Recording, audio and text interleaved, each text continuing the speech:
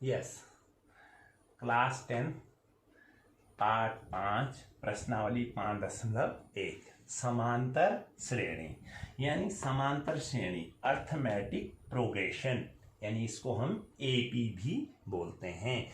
हर जगह एपी लिखा होगा तो आप समझ जाएंगे कि समांतर श्रेणी की बात हो रही है। पहले हमें यह समझना जरूरी है कि समांतर श्रेणी है क्या। समांतर नाम से ही है, समान अंतर, ये लग रहा है ना, नाम से ही लग रहा है समान अंतर। यानी इसको हम ऐसे कह सकते हैं, समांतर श्रेणी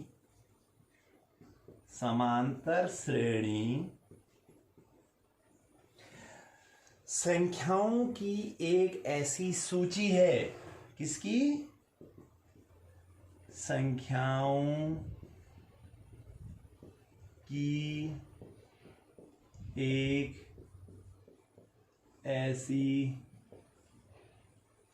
सूची है, संख्याओं की एक ऐसी सूची है जिसमें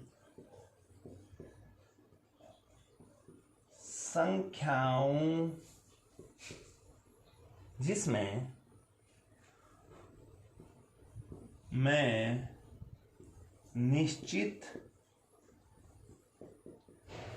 अंतर होता है। निश्चित माने समान, इसको लिख सकते हैं निश्चित की जगह समान अंतर होता है। जैसे जरा ध्यान दीजिए, जैसे माना कोई संख्या 2 है, अब 2 में माना 2 जोड़ दिया, 4, 6, 8, 10।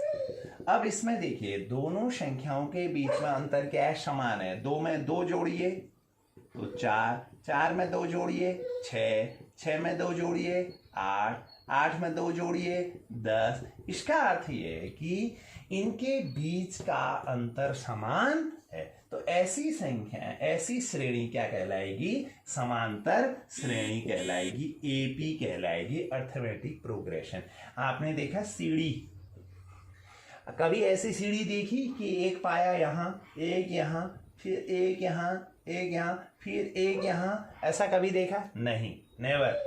आपने जब भी सीढ़ी को देखा होगा बराबर दूरी में, ये यानी इनके बीच की दूरी क्या है? समान है। इनके बीच की दूरी समान है। ये जस्ट एग्जाम्पल किसका? समांतर श्रेणी। ठीक है, ऐसे ही प्लस माइनस, धनात्मक ऋणात्मक सब हो सकते हैं संख्याएं, और उनकी बीच की दूरी समान। अब ऐसे कैसे होगा? फिर माना, देखिए अब बनाते हैं, फिर एक समांतर श्रेणी बना रहे हैं, जरा ध्यान दीजिए। ठीक, माना पहली संख्या A1, दूसरी संख्या A2, तीसरी संख्या A3, जाते गए जो अंतिम संख्या है, सपोज देखिए जो अंतिम संख्या है वो होगी AN। अब AN से पहले वाली संख्या क्या होती होगी? AN - 1। ठीक है ना, समझ रहे हैं? ऐसे ही ये क्लियर, समझ रहे हैं? अब ये पहली संख्या होगी, दूसरी संख्या, एक समान अंतर की श्रेणी में। लेकिन समान अंतर कब होगा? जब D बराबर A2 - A1, D1 बराबर, या D1 इसको ले लीजिए, D2 बराबर A3 - A2। ऐसे ही DN बराबर AN - 1। इसको हम ऐसे कर सकते हैं। अब ये D क्या है? ये है सार अंतर, यानी सभी का समान अंतर। सभी के बीच का जो अंतर आएगा वो D कहलाएगा। ये A क्या कहलाएगा? प्रथम पद। ये ठीक है, हम ऐसे D निकाल सकते हैं। A3 - ये D2, दूसरे का अंतर क्या है? यानी तीसरा पद ऋण दूसरा पद समान होना चाहिए, तभी ये जो है समांतर श्रेणी कहलाए। माना कोई श्रेणी ऐसी है 1, 3, 5, 9, 11, 16। अब देखिए क्या ये समांतर श्रेणी है? जरा देखते हैं। 3 में से 1 गया 2, 5 में से 3 गया 2, 9 में से 5 गया 4, 11 में से 9 गया 3, ओ सॉरी 2, 16 से 11 गया 5, ये अंतर आ रहा है ना। तो यह समांतर श्रेणी एपी नहीं है। तो एपी समझ गए फिर, यानी समान संख्याओं की एक ऐसी सूची, संख्याओं की एक ऐसी सूची जिसमें संख्याओं में समान अंतर होता है, यानी एक संख्या में समान समान संख्या जोड़ने पर अगली संख्या प्राप्त होती है, समांतर श्रेणी कहलाती है। ठीक, तो हम ऐसे समांतर श्रेणी समझ गए, जस्ट लाइक ए सीढ़ी की तरह, ठीक है ना। वो समांतर श्रेणी कहलाएगी अगर कोई पहली संख्या A1, A2, A3 ऐसे ही लास्ट संख्या A, तो D क्या है, सार अंतर, यानी दूसरी संख्या पहली संख्या, और पहली संख्या में D जोड़ देंगे तो दूसरी संख्या मिलेगी, दूसरी संख्या में फिर D जोड़ देंगे तीसरी मिलेगी, तीसरी में D जोड़ देंगे चौथी मिलेगी। तो इसको ऐसे भी कर सकते हैं, A में अगर D जोड़ दें तो क्या मिलेगी, से दूसरी संख्या मिलेगी, ठीक है ये। और ऐसे ही फिर उसमें A1 में 2D जोड़ दें तो सारवंतर तो बराबर है, तो A3 मिलेगी। ऐसे A1 में 3D जोड़ दें तो A4 मिलेगा, ये ऐसे भी हम बना सकते हैं। या A3 में D जोड़ दें A4 मिलेगा। ठीक, हम ऐसे प्रश्नों को, तो अब जो इसके बाद प्रश्नावली यहां पर आती है वो हमारी नेक्स्ट है एक्सरसाइज है।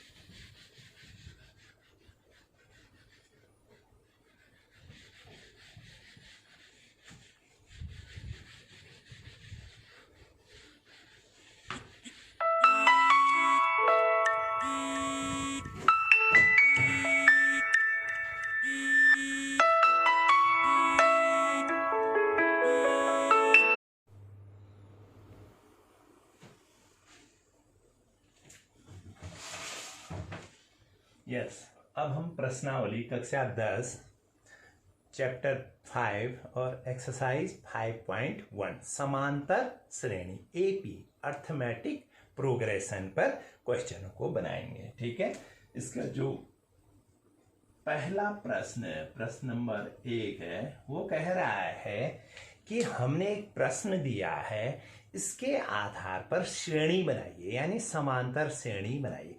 समांतर श्रेणी का एक ही फंडा है, आप समांतर श्रेणी उसे तब कहेंगे जब उन श्रेणियों का सारवंतर डी हमेशा क्या होगा, समान होगा हर एक का। ठीक है, यानी दूसरी संख्या ऋण पहली संख्या डी वही होना चाहिए, तीसरी संख्या ऋण पहली से दूसरी संख्या डी वही, यानी डी क्या होना चाहिए, सार अंतर क्या होना चाहिए, समान। सार माने सब में, अंतर माने वो समान होना चाहिए। ठीक है, जैसे पहला प्रश्न लिखते हैं, पूछना इस पर बात करते हैं। निम्नलिखित स्थितियों में किन स्थितियों में संबद्ध संख्याओं की सूची एपी है और क्यों? कौन सा है कि एपी है और क्यों है? पहला है इसका, पहले का पहला है, क्या कह रहा है ये पहला, प्रत्येक किलोमीटर के बाद टैक्सी का किराया, जबकि प्रथम किलोमीटर के लिए किराया 15 है, रुपया 15 है, और प्रत्येक अतिरिक्त किलोमीटर के लिए किराया 8 रुपया है। पहले क्या कह रहा है, 1 किलोमीटर के लिए किराया कितना है, 1 किलोमीटर के लिए किराया, पहला जो फर्स्ट है ना, प्रथम 1 किलोमीटर के लिए किराया, यानी A1 बराबर कितना है, 15 है। फिर क्या कह रहा है, अतिरिक्त किलोमीटर के लिए, उसके बाद 2 किलोमीटर के लिए, हर अतिरिक्त किलोमीटर के लिए किराया कितना है, कह रहा हो 8 रुपया है, कह रहा है, बता रहा है प्रश्न में। तो 2 किलोमीटर के लिए किराया क्या हो जाएगा, A2 क्या हो जाएगा हमारा, A2 प्रथम प्लस 8 इतना रुपया, ये क्या आ गया हमारा, ये रुपया है, ऐसे 15 धन 8 23 रुपया। फिर ऐसे ही हम ले सकते हैं 3 किलोमीटर के लिए किराया, A3 बराबर कितना आ जाएगा, A3 बराबर वही A2 प्लस 8। ये यहां पर ध्यान रखेंगे, उसके लिए किराया क्या आ जाएगा, 23 धन 8 बराबर कितना हो गया आपका 31 रुपया। फिर 4 किलोमीटर के लिए किराया कितना आ जाएगा A4 A3 प्लस 8 यानी 31 प्लस 8 बराबर 39 रुपया। तो ये हमें प्राप्त हुआ। तो अब यहां पर देखिए ये श्रेणी मिल रही है, आप देखिए 15 23 श्रेणी लिख लीजिए आप इसको, श्रेणी यानी एपी हमें मिला बराबर देखिए मिल रहा है 15 है 23 है 31 39 और ऐसे आगे, ठीक है। और इसकी जांच इसमें ये भी लिखा था कि और यह एपी क्यों है, ये भी लिखा है क्यों है। क्यों है के लिए क्या होना चाहिए, डी सबका क्या होना चाहिए, समान होना चाहिए। तो A2 माइनस A1 कीजिए 23 माइनस 15 बराबर 8। A3 माइनस A2 कीजिए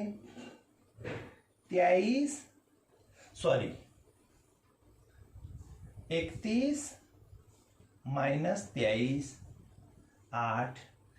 A4 माइनस A3 कीजिए 39 ऋण 31 बराबर 8। यानी ये क्या हो रहा है, सबका D क्या है, समान है। मैंने पहले ही कहा था, तो इसका मतलब यह एक समांतर श्रेणी है। तो अंतर समान है, अतः संख्याओं की सूची, ये इसको ऐसे लिख सकते हैं, अंतर समान है अतः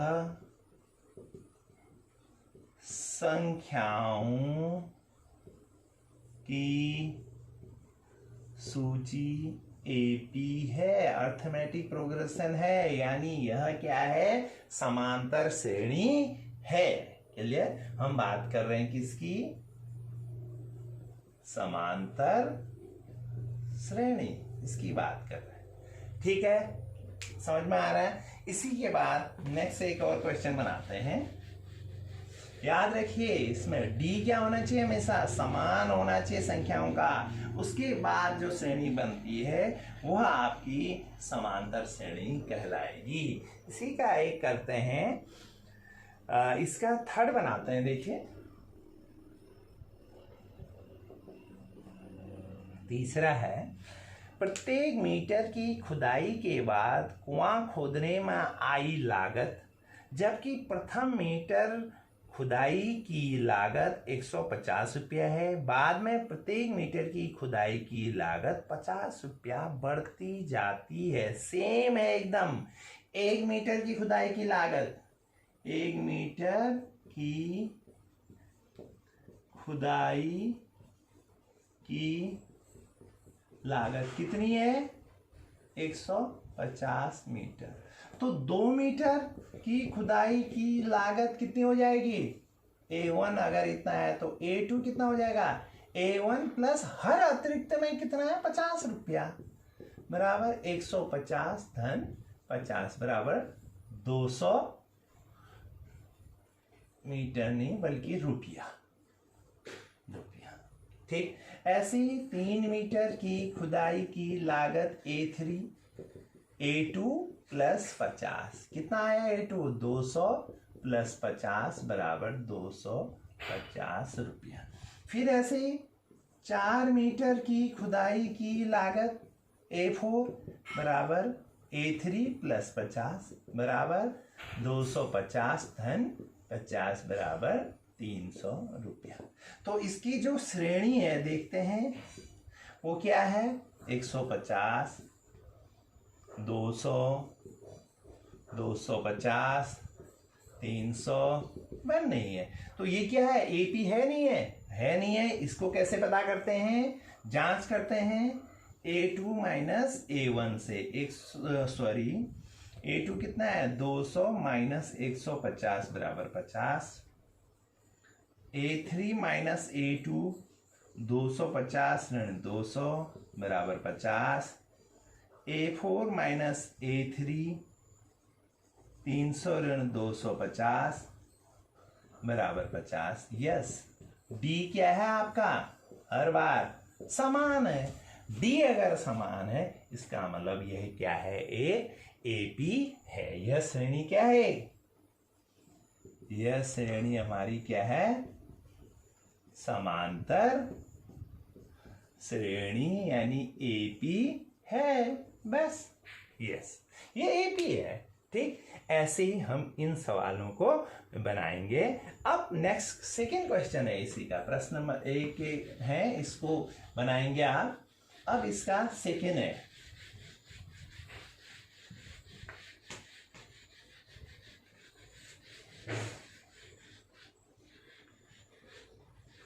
क्वेश्चन नंबर 2 क्या कहता है? क्वेश्चन नंबर 2, दी गए एपी के प्रथम पद लिखिए जबकि प्रथम पद ए और सार्वंतर डी दिया गया हो। क्या निकालिए? एपी के प्रथम पद लिखिए। एपी के प्रथम पद लिखिए, ये कह रहा है वो प्रश्न। जबकि क्या दिया है? ए बराबर दे रखा है 10 और डी बराबर कितना दे रखा है? 10। अब ये हमने निकालना है कि पहला पद, दूसरा पद, तीसरा पद, यानी श्रेणी के पद लिखिए। सीधे श्रेणी के पद बनाने, प्रथम पद, द्वितीय पद, खाली प्रथम तो दिया ही है, पद बनाने हैं। प्रश्न है हमारा, दिए गए एपी के प्रथम 4 पद लिखिए। सॉरी, प्रथम 4 पद लिखने, 1 2 3 4, यानी A1 A2 A3 A4। तो हमें दिया है, इसका उत्तर देखिए ऐसे हम इसको बनाते हैं। A1 = 10 दे रखा है। ठीक, तो अब A2 कैसे निकालेंगे? A2 बराबर कैसे, द्वितीय पद कैसे निकलेगा? आपको पता है सार्वंतर D बराबर द्वितीय पद ऋण प्रथम पद। ऐसे ही सार्वंतर D बराबर तृतीय पद ऋण द्वितीय पद। तो D बराबर, जरा देखिए, D बराबर द्वितीय पद ऋण प्रथम पद। अब हमें द्वितीय पद निकालना है। D कितना दिया है? 10। द्वितीय पद A2, प्रथम पद A1। 10 बराबर A2 माइनस प्रथम पद A या A1, एक ही बात है, 10। तो A2 बराबर आ गया 10 धन 10 बराबर 20। ये ऋण है, इधर आके धन। तो A2 हमारा क्या निकल गया? इसका मतलब ये है कि A2 निकालने के लिए क्या किया हमने? A1 धन D बराबर, A1 कितना आया? 10 धन 10 बराबर 20। ये दिस वन। ऐसे ही A3 निकालने के लिए A2 प्लस D, A2 कितना निकला है? 20 प्लस D 10 बराबर 30। A3 निकालने के लिए A4 निकालने के लिए A3 प्लस D, A3 कितना आया है? 30 प्लस D 10 बराबर 40। क्लियर? तो हमारी जो AP आ गई वो क्या आई बताइए? पहला 10, दूसरा 20, तीसरा 30, चौथा 40, ऐसे ही है। चल, ये हमारी जो है श्रेणी हमारी निकल गई। तो ऐसे ही हम इसके और सवालों को भी बना सकते हैं। देखिए कैसे, ये पता है ना, सार्वंतर D बराबर द्वितीय पद ऋण, यही D बराबर क्या हो जाएगा? तृतीय पद ऋण द्वितीय पद, चतुर्थ पद ऋण तृतीय पद। तो D हमेशा क्या होगा? ये क्या होगा? हमेशा समान होगा। ये याद रखना है आपको हमेशा। देखिए, इनका सार्वंतर समान होगा। 40 ऋण 30 10, 30 ऋण 20 10, 20 ऋण 10 10, इसमें 10 जोड़िए 20, इसमें 10 जोड़िए 30 10, यानी D हमेशा समान रह रहा है। अब जो इसका नेक्स्ट, जो इसका थर्ड क्वेश्चन है उसको बनाते हैं। इसी का तीसरा है,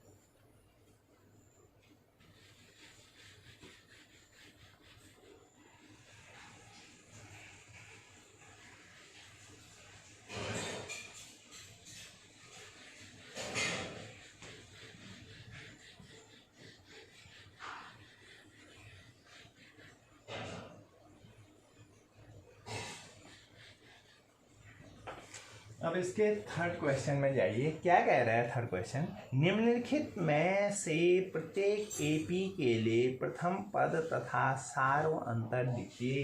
क्या क्या लिखना है? एक तो लिखना है प्रथम पद, ये निकालना है, यानी ए बराबर क्या निकालना है? सार्व अंतर। डी बराबर भी क्या लिखना है? दे रखा है एपी, दे रखा है इसका पहला, एपी गिवन है, क्या है? 3 1 -1 -2 डैश डैश डैश। क्लियर? ये हमें एपी दे रखा है, तो इसका आंसर हो गया। हम सॉल्व करते हैं। इफ एपी, यदि एपी बराबर 3 1 ऋण 1 ऋण 2 ये है। सार्वंतर इतना दिया है, वो सॉरी समांतर श्रेणी हमें दे रखी है, तो हमें निकालना है प्रथम पद। सबसे पहले तो प्रथम पद सीधे से लिख लीजिए, तो सीधे दिया ही है प्रथम पद ए बराबर दिया है हमें 3। अब डी कैसे निकलेगा? सार्वंत, और यह एपी डी, इसको हम कैसे निकालते हैं ये मुख्य है इसमें। तो डी सीधे से बात है, डी बराबर इस एपी दिया है, पहले से ही दे रखा है, हमें ये जांच करनी है कि एपी है नहीं है, दे रखा है प्रश्न में। डी बराबर a2 माइनस a1। a2 कितना है? प्रथम पद a1 लिख लीजिए। a2 कितना है? 1 माइनस a1 3 बराबर -2। बस ये ऐसे भी निकल जाएगा, समान होना चाहिए। a3 माइनस a2, a3 कितना है? -1 minus a2, a3 minus a2 1 बराबर -1 प्लस 1। अब जरा देखिए, यहां पर ध्यान दीजिए, a1 a2 a3 minus a1, sorry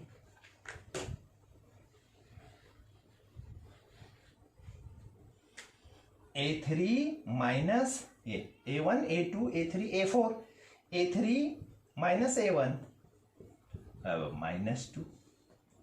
D देख रहे हैं आप? ये फिर डी देखिए, ये d1 d2 भी कह सकते हैं इसको, जरूरी नहीं है, डी सबका समान होता है। a4 माइनस a3 जांच कर रहे हैं, नहीं है। a4 कितना है? -2 माइनस 1, ये इसमें से इसको घटा रहे हैं, -2 प्लस -2, यहां पर आ गया आपका a3। देखिए a3 क्वेश्चन, सॉरी क्वेश्चन ऐसा नहीं था, बल्कि ये है ऐसा, सॉरी ये था क्वेश्चन हमारा 31, पहला क्वेश्चन है ये। तो ठीक हो गया। अब यहां पर आ गया 3 माइनस ये बराबर -2। तो आप देख रहे हैं डी सब जगह क्या आ गया? समान आ गया। तो इसका हमने क्या निकालना था? निकालना था सिर्फ सार्वंतर। डी सार्वंतर क्या आ गया? प्रथम पद क्या आ गया इसमें?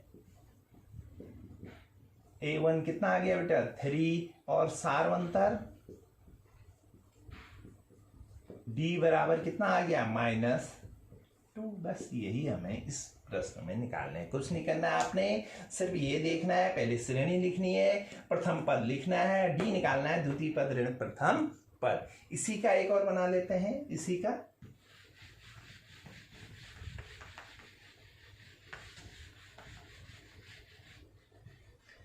प्रथम पद निकालना है, सार्वंतर निकालना है, और इसका डी दे रखा है, जरा देखिए इसको, इसका थर्ड बनाते हैं। 1/3 कॉमा 5/3 कॉमा 9/3 कॉमा 13/3। इसका पहला पद, प्रथम पद a1 बराबर 1/3, सार्व अंतर d बराबर a2 माइनस a1 बराबर 5/3 ऋण 1/3, दोनों का लॉस आ गया 3, 5 ऋण 1 बराबर 4/3। बस सारवंतर आ गया 4/3 और प्रथम पद आ गया ये। अब ये सारवंतर 4/, ये दिया है, निकालने की जरूरत नहीं, इतने में आंसर आपका। अगर देखते हैं एक बार और कि ये सही हो रहा है नहीं, दूसरा वाला श्रेणी वही है नहीं है, तो A3 माइनस A2 9/3 माइनस 5/3 बराबर 903 9 ऋण 5 बराबर 4/3। ये डी समान आया ना, तो हम ऐसे इसको फाइंड आउट कर सकते हैं। अब इसी का जो अगला है, कौन सा एपी है? एपी कौन सा है? जिसका डी क्या होगा? समान होगा, ठीक है, वो एपी होगा। ये याद रखिए, डी समान होना चाहिए, वही एपी होगा। बस डी समान के लिए इस दूसरे से पहला घटाएंगे, समान होना चाहिए, तीसरे से पहला घटाएंगे, समान नहीं है, समान तो वो समांतर श्रेणी नहीं है, एपी नहीं है। और डी कैसे? इसमें से इसको घटाएंगे तो डी निकल आएगा, ठीक है। इन प्रश्नों को हम ऐसे हल कर लेंगे।